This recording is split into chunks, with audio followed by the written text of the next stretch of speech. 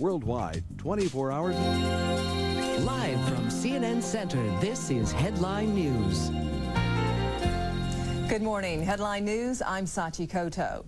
Severe weather is plaguing parts of the United States this weekend. 5 counties in central and eastern Michigan have been declared disaster areas after 2 tornadoes touched down, damaging or destroying dozens of homes. One county reports more than $10 million in damage. At least 2 deaths have been blamed on heavy rains in Michigan. In Philadelphia, Pennsylvania, at least 10 heat-related deaths have already been reported since yesterday, only the 2nd day of summer. Elsewhere in eastern Pennsylvania, severe storms with baseball-sized hail destroyed 7 homes and left more than 16,000 homes and businesses without electricity. Meanwhile, lightning sparked a dozen wildfires that have burned thousands of acres in central Utah. Firefighters in northern Arizona are also battling a number of fires. Rebecca Gomez has details. This is the backdrop in Flagstaff. Mountains of ponderosa pines up in smoke. A lightning strike started the fire. It spread to 1,500 acres, fanned by a forceful wind. We've got a lot of work ahead of us, and these high winds are making it a little tricky. And hopefully tonight, when things calm down a little, winds maybe will calm down, temperatures will be lower, we'll get a little humidity. We might be able to get a little better handle on it. The fire's burning through mostly remote forests, but it did come close to an area of 20 to 30 summer homes and cabins. Folks were evacuated and still cannot return. Also, one firefighter caught along with 20 others in the blaze remains in the hospital. He was burned on the lower body. The unpredictable wind makes it hard for firefighters to stay ahead of the flames. Safety is definitely the first concern for our firefighters as well as the public. And when we have high winds and winds that are erratic and change direction, our firefighters need to be really heads up, pay attention to what's going on around them. Dry skies in parts of Wisconsin are giving residents a chance to clean up from flooding earlier in the week. As much as 13 inches of rain fell, causing an estimated $60 million in damage. Forecasters say there's a chance of more rain tomorrow. After years of drought, Lake Tahoe in California is full to the brim. The lake, over 6,200 feet above sea level, is at its highest point in almost 40 years. And that's good for bathers, boaters, and business. One tour boat captain calls it a blessing. Hurricane Alma is expected to hit land in Mexico sometime today. Hurricane warnings were issued for parts of Mexico's Pacific coast last night after the tropical storm was upgraded to a hurricane. At last report, the storm was nearly stationary at about 90 miles southwest of the port of Ciudad Lázaro Cárdenas. Forecasters expect Alma could pack 90-mile-per-hour winds and bring up to 10 inches of rain when it hits land. First Lady Hillary Rodham Clinton is stressing the need for quality children's television programming. During a speech at the 100th annual PTA convention in Washington yesterday, she criticized the Mighty Morphin Power Rangers as one of the most violent shows on television. At a roundtable discussion about the V-chip and TV violence with children and their parents, some of whom were PTA members, I met a 10-year-old boy who told me that his playmates just pretend they are Mighty Morphin Power Rangers or the X-Men, and then they'll just go around pretending they're killing each other or such things and think nothing of it. The First Lady also urged TV producers to heed the president's call to provide 3 hours of child-friendly programming a week. Another controversy is resurfacing for the Clinton administration. House Speaker Newt Gingrich says the White House must turn over 2,000 pages of travel office files by Wednesday or be held in contempt of Congress. A House committee subpoenaed the papers in its investigation of the 1993 firings of 7 travel office employees. The White House says they're protected by executive privilege.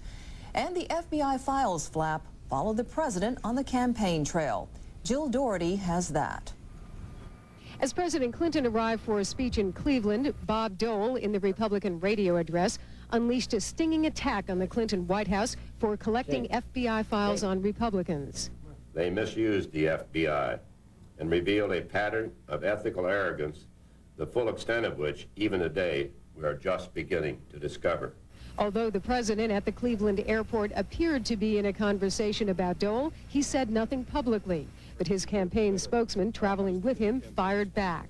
I think it's unfortunate that Bob Dole used the first national forum he's had to speak to the American public since he's wrapped up the nomination to talk only about negative partisan attacks. Bob Dole has yet to give the country any reason to vote for him. Mr. Clinton, meanwhile, speaking to the U.S. Conference of Mayors, stuck to his anti-crime script, announcing new steps to track sex offenders. To make sure that police officers in every state get the information they need from any state to track sex offenders. A police officer in Cleveland ought to know about somebody in Cleveland whether the crime was committed in Los Angeles or New York. Republicans and Democrats, meanwhile, traded furious charges about the FBI controversy. The director of the Federal Bureau of Investigation said that a program that required honor and good faith could not rely on this White House. I mean, imagine the director of the Federal Bureau of Investigation saying this White House does not have honor or good faith. Clearly, some of my Republican colleagues would like to see nothing more than to have a gigantic ceremonial sword set up in front of the White House and have the president fall on it. He's not going to do that. In spite of the controversy, President Clinton's approval rating remains relatively high, although the majority of voters believe the White House did something improper with the FBI files. But one Republican strategist predicts that approval rating may change. Remember that the buck does not stop with Mr. Livingstone, does not stop with Mr. Lindsay, does not even stop with Leon Panetta. It stops in the Oval Office with President Clinton. I think you're going to begin to see a change in attitude among the voters.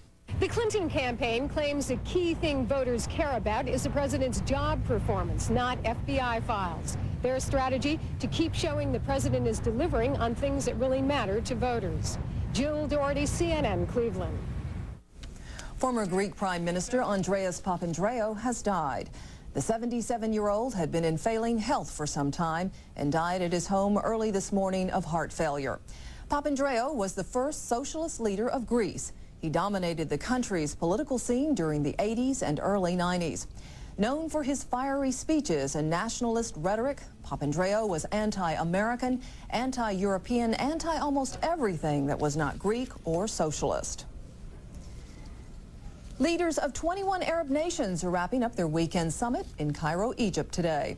Officials are expected to adopt a summit declaration and announce a final statement on the Middle East peace process. They are expected to urge Israel to resume negotiations for land for peace deals agreed to by former Israeli Prime Minister Shimon Peres. New Prime Minister Benjamin Netanyahu has issued policy guidelines ruling out return of the Golan Heights to Syria. Kiwi Airlines has fewer planes in the air today, and that has some passengers scrambling to salvage their travel plans. The FAA has ordered the carrier to ground 4 of its 15 Boeing 727 aircraft. Regulators say the airline's training records are inadequate and that Kiwi couldn't prove that 30 of its 277 pilots are qualified. Kiwi says it will replace its director of training, and the FAA will take over in-flight monitoring until the problems are resolved. Kiwi's chairman says that shouldn't take long. When I look at the Kiwi complement of crews, we look at our operating crews with over 20 years of experience. These are not people that just went through school and were certified. These are people that have years, thousands of hours of flying. What we really need to come back to is the procedures, the manuals, and the interpretation of the manuals, and making sure, and that's why I agree that I would bring the airplanes down, is making sure that we walk through each set of the questions that the FAA has, demonstrate to the FAA that we are in compliance and that the qualifications will be met, and we've made the changes. Kiwi is based in Newark, New Jersey, and serves 7 U.S. cities and Bermuda. The airline promises to honor all tickets. A Ku Klux Klan rally turned violent in Ann Arbor, Michigan. Police used tear gas to break up a crowd yesterday after anti-Klan demonstrators started throwing rocks, bricks, and bottles at police. 2 people were hurt. 30 officers have been treated for chemical irritation. About 1,000 people turned out to demonstrate against 15 Klan members. Many men lose hair, but only a small percentage actually do anything about it. Dan Rutz reports on the stiff competition among doctors for that market. When Joe Morrison looks in the mirror, he's combing a 2-year, $10,000 investment. It really started right at the top, what they call a monk's cap. And then it started progressing towards the front and in the back. What doctors call male pattern baldness is as common as fish in the lake. It affects about 4 men out of 10. Most don't like it, but only a few, like Joe, undergo hair transplants to cure it. I guess in looking at it, I felt like it was kind of a balding tire up there. If I had a chance at, you know, putting it back in so it would look in place, then that's what I'd like. Joe is glad he went through it. This man isn't as sure. It was falling. Oh, it was just like this. So you're going to be stuck with a... He'd rather not give his name, but wants to share his horror story. A botched hair transplant left him scarred and frustrated. 3 years of treatment, and this is what you have to show for it. Yeah. I guess it's no wonder you were a little bit disgusted. Yeah. He was in to the tune of $23,000 the time he gave up on the first doctor. It took $7,000 more and an especially skilled surgeon to make it right. Dr. Daniel Didosha says ethical surgeons must tell their patients that hair replacement takes a long time and may or may not turn back the clock. A surgical procedure is never as good as God did it in the first place. We can come close and do a nice job with a lot of people, but it's still a surgical procedure. Brad Peterson, a former patient and now paid promoter for Didosha's franchise firm, is living proof of what is possible for the right person in the right hands. Didosha speaks of the science and art of hair replacement. The latest techniques involve both small clumps and individual strands of hair, carefully removed from above the neckline and placed in the scalp to complete a natural pattern and part line. Hair transplant specialists say the procedure is technically easy but artistically challenging. Only a little can be done at a time. Some complain that unqualified doctors are moving in, promising more than can be delivered, and giving the specialty a bad name. It took Joe a dozen sessions over 2 years, and he still has one to go. But he says he knew what he was getting into, and he's pleased with what he's gotten back. Dan Rutz, CNN. In California, a former recipient of unemployment benefits has sent the state a thank you note and a refund. Officials received an envelope stuffed with $2,500 in $100 bills and an anonymous note reading, "Several years ago, I was laid off and collected unemployment for a while. Now I have the money to pay the state back." But since unemployment funds come from employers and employees, not taxpayers, the money will go to help defray the unemployment program's costs. Dollars and Cents News is up next, and still ahead, a peek at the latest blockbusters to hit the big screen. Are they following us? No, just come down. You're going to be fine. This is Headline News, a CNN network.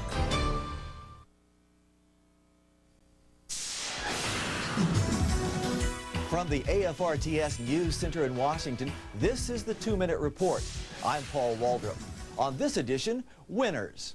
The 4 top placers in a Department of Defense Dependent Schools essay contest traveled to Washington this week to be honored at the White House by First Lady Hillary Rodham Clinton. In their winning essays, the students wrote about the theme, Living in a Global Village. The essay that took Marcus Crawford to the White House talked about the surprise he got when his family arrived on Okinawa. I thought Japan was a country full of ninja, samurai, and mysterious legends. Wrong.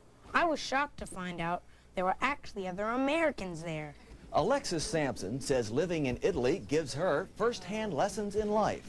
I get a chance to know about other cultures. Instead of just sitting home reading a book about them, I actually go to see them. Erin Martin wrote that her experiences have changed the way she looks at other people. I've learned to judge people not by their outward appearances, customs, or languages, but by their kindness and integrity. And Christine Marie Corin says living among people with different cultures gives her special insights. Well, I think all of these different things that you're exposed to help you learn more about yourself. Mrs. Clinton praised the essays and the role Dodd students play as American ambassadors. You represent, as I hope you know, thousands of other, boys and girls and teenagers around the world who are out there with their parents, and I really see the whole family as part of the effort to serve the country. Before visiting the White House, the essay winners and their parents toured the Pentagon and visited the Dodds headquarters in Virginia. That's the 2-Minute Report. From Washington, I'm Paul Waldron.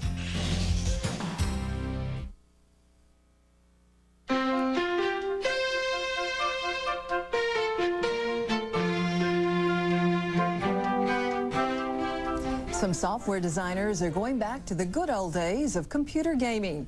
Lori Waffenschmidt reports. Return of Arcade from Microsoft features Pac-Man, Galaxian, Pole Position, and Dig Dug. They look and play as you may remember them. These games are as addicting on the PC as they were in the arcades. The good news is you don't have to keep pumping quarters in for each new game. But you may have to upgrade. Even though the box is marked Windows compatible, Microsoft has released this as a Windows 95 version only. Action Pack 2 from Activision features former cartridge games like Barnstorming, Atlantis, Tennis, no, it's not Pong, and others. The problem is these games never did achieve very high quality, and they haven't upgraded them to take advantage of Windows graphics. If there's a game in the group you really love to play, then this is for you. Otherwise, by today's standards, they're rather primitive. Activision has also released a retrospective of interactive fiction in 5 volumes. It includes the original version of Zork, one of the first fantasy role-playing games for computers. But with no graphics and tedious typing of gameplay instructions, these games can be dull. Several years ago, the folks at Activision decided it would be fun to update the Zork storyline with the power and graphics of today's computers. And they're following up the success of the updated Zork with a sequel. Zork Nemesis features excellent graphics and sound with a good storyline and interactivity. You begin in an ancient temple where the bodies of 4 elemental figures lie in apparent death. Clues and astrological symbols are everywhere. Help can be found in a painting. Touch what you cannot solve and return to me. I've got the hints, and I'll give you 3. Unlock the secrets hidden in the temple to pass further into the game, where you will find evidence of sinister goings-on. This game is not for children or the squeamish. There's plenty of dark humor and intriguing puzzles, not to mention a few red herrings. While the look and feel of the game owes as much to Myst as it does to the previous Zork titles, play is smooth and the puzzles challenging, yet not so difficult as to be frustrating. It does require the latest in graphics cards with at least 1 megabyte of memory. But Zork Nemesis will give you hours of spellbinding gameplay. So dust off your lava lamp and get ready to go back to the future. There is a way to bring her back. Lori Waffenschmidt, CNN, reporting. Stay with us. Headline Sports is next.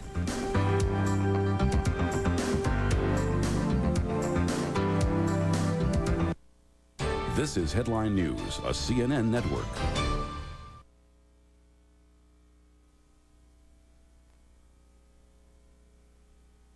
Imagine being so taken with an idea that you're willing to risk everything for it, even though you have nothing to gain. That's how these men felt about the concept of American independence and freedom.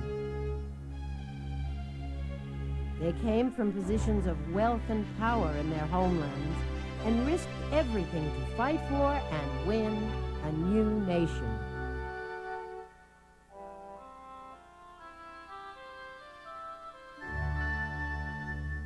They were patriots, fighters for democracy, heroes of the American Revolution.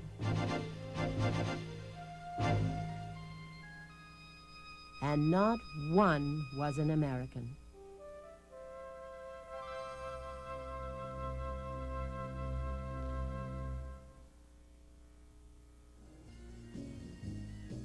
The 60s began as a decade of hope and promise, but soon turned to tragedy.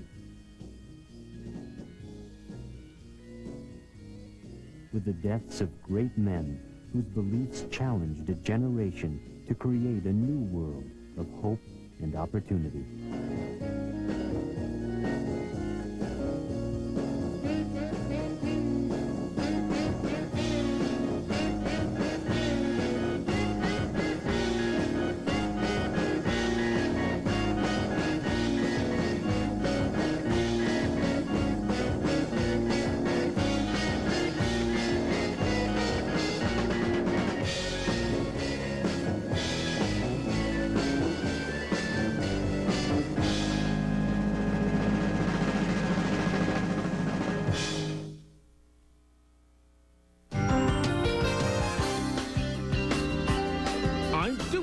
Walker, Headline Sports.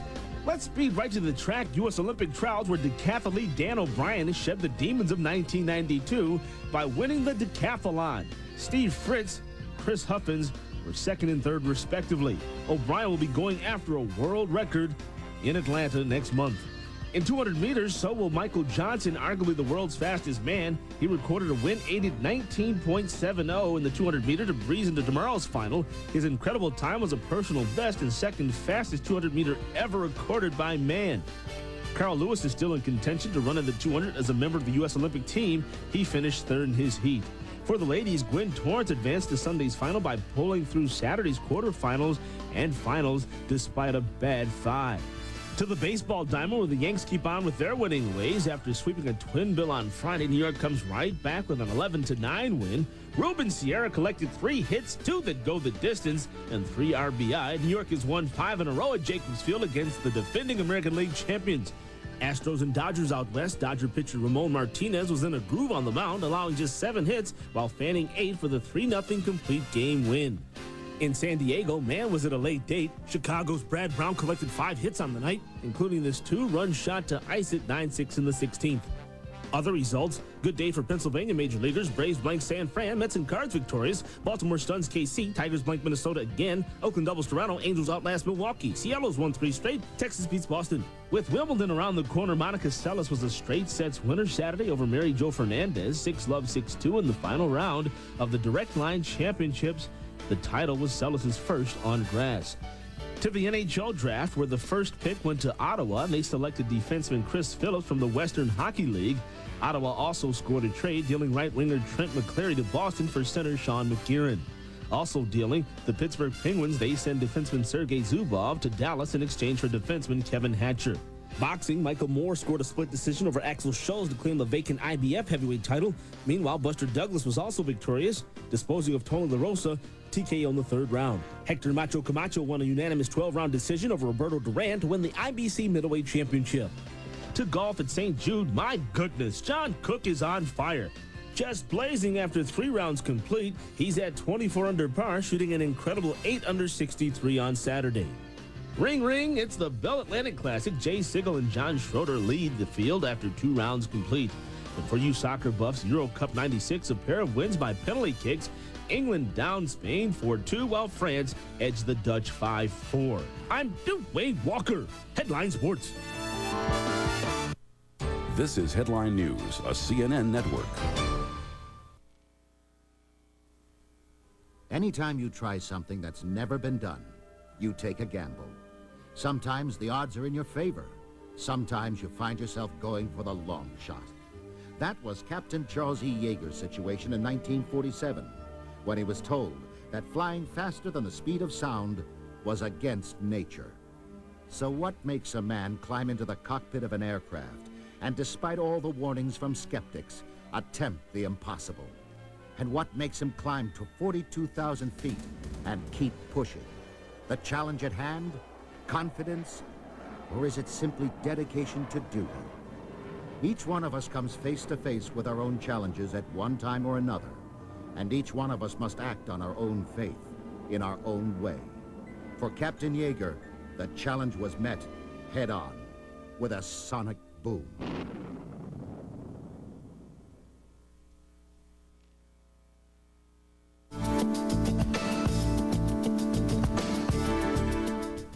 Columnist Ann Landers believes the internet is just fodder for foul play. In a letter to her column, Senator Patrick Leahy advised differently. He wrote, "I am living proof internet fans use it to browse newspapers, see the treasures of the Sistine Chapel, check the weather, or read a comic." Landers replied, "Most web crawlers are decent, but many are not interested in the Sistine Chapel. The internet is tailor-made for con men, the lonely, and the bored." Orlando Magic basketball star Shaquille O'Neal spread a little magic of his own during a block party in his hometown of Newark, New Jersey. He spent part of his weekend at a dedication ceremony for the Shaquille O'Neal Playground. It was created on what used to be an abandoned park and was made possible from donations by O'Neal and others. Arnold Schwarzenegger is back. This time, he's in a movie about a man who makes people disappear. Don Harrison has that and more in this week's Now Showing.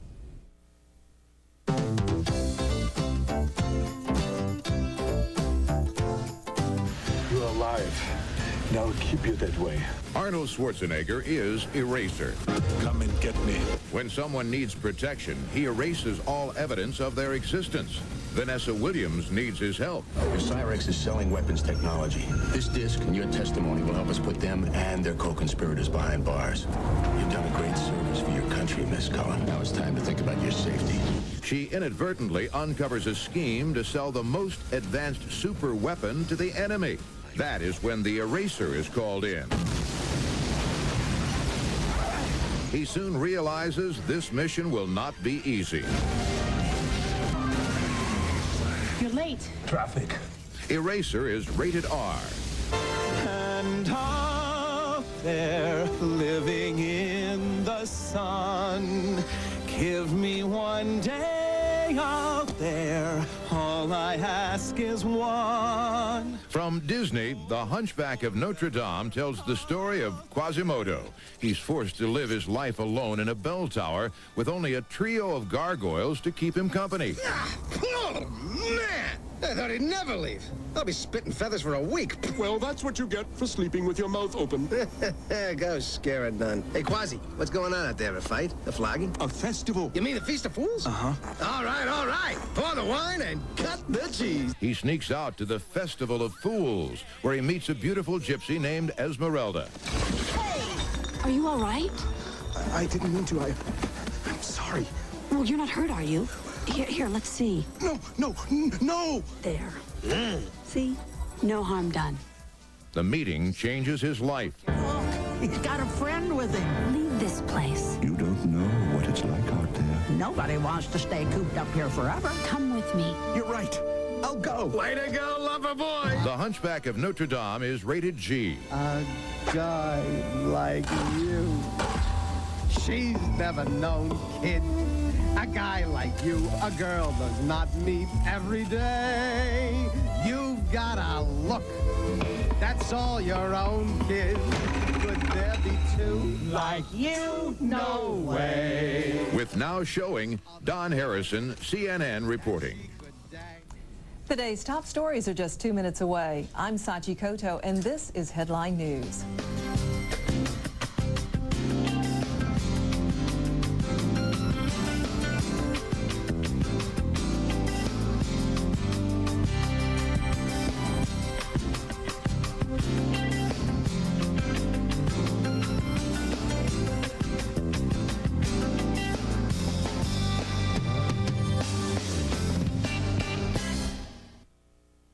This is Headline News, a CNN network.